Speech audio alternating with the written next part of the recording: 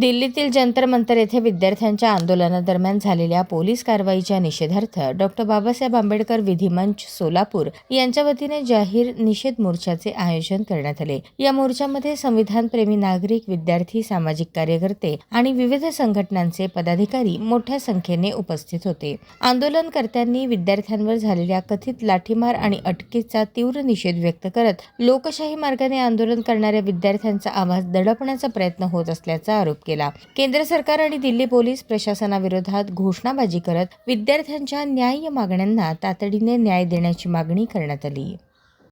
आज आपण इथं जमलो आहे, तिथं निषेध नोंदवण्यासाठी जमलो आहेत, कारण की मागच्या वारंवार नीट फुटीचा पेपर फुटतो, पण त्या नीटच्या पेपर फुटीला कंटाळून आपले 22 विद्यार्थ्यांनी आत्महत्या केलेत। या आत्महत्यावर सरकारने कोणतेही विशेष धोरण न राबवता, त्यांचं कोणतेही यापुढे अशी घटना न घडता असं काही कोणतेही पाऊल न उचलल्यामुळे लडाख या भागातनं सोनम वांगचुक नावाचे एक सामाजिक कार्यकर्ते येऊन उपोषणाला बसले दिल्ली येथे।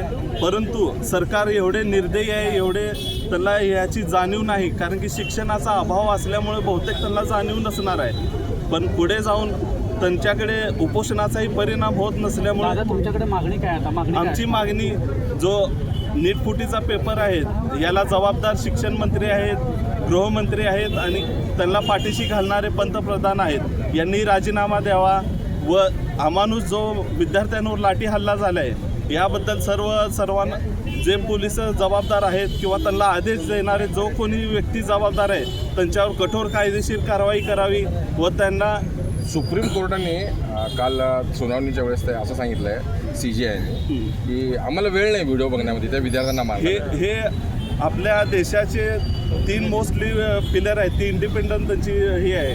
पण आज देशामध्ये एवढं वाईट वातावरण आहे की बाबा सुप्रीम कोर्ट ही गव्हर्नमेंटचं ऐकते का काय, असं याबद्दल शंका उपस्थित होते। एवढं मोठं आंदोलन होते, मुलांना एवढं मारलं जातं, विद्यार्थ्यांवर लाठी हल्ला होतो, त्या लाठीला सळे लावतात, तरीही सुप्रीम कोर्टाला याची जाणीव नाही। हे खूप मोठी खेदाची गोष्ट आहे।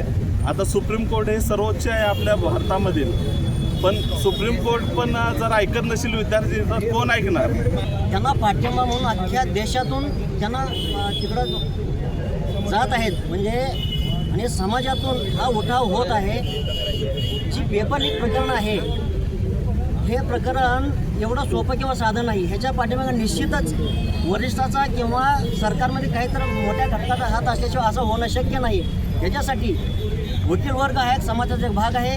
विद्यार्थ्यांच्या भवितव्यासाठी जे काय करावं लागत आहे निश्चितच आम्हाला त्याचा भाग म्हणून वकिली वर्ग आम्ही आंदोलन आहे तुमचं, कशासाठी ते आंदोलन आहे? आता आंदोलन ह्याच्यासाठी आहे की राजीनामा मागणं आणि पंतप्रधानाचा राजीनामा आणि सरकारमधून जे काही प्रवृत्त म्हणजे काय म्हणा त्याला की प्रवृत्ती आहेत, अपप्रवृत्त आहेत, त्यांना पाठिंबा न देणं ह्याच्यासाठी ही आम्ही समाजातून तळागाळापासून आम्ही त्यात